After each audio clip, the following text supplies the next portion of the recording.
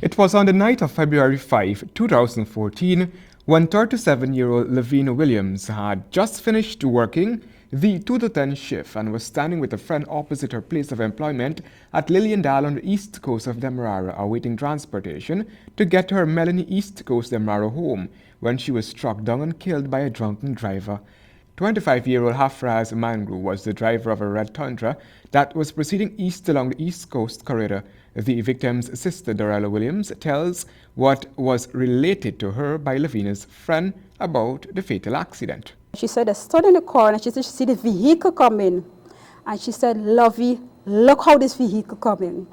She said by the time she can say that she decided to run, she just said like bam. And she saw Lovey in Ocean View's yard. At the hospital, Dorella recounts her observations.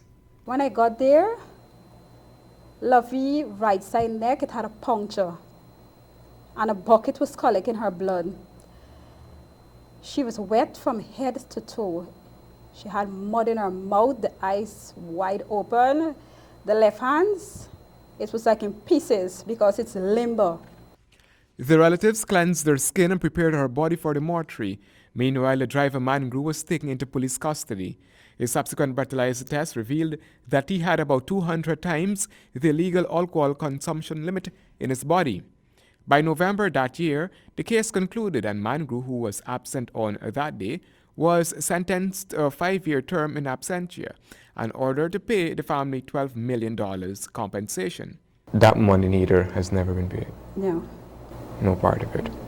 But honestly, I'm not interested in the We're not money. here for the money. I want him to know, at least to face the consequences of his action. But he can run from man, but he can't run from God. The family says they have forgiven Mangru, but maintains that the law must take its course.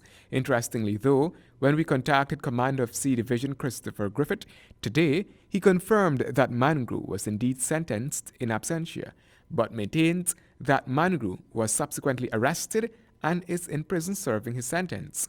Family members say they were never informed about the capture and imprisonment of Mangru. Handel Duncan, HGP Nightly News.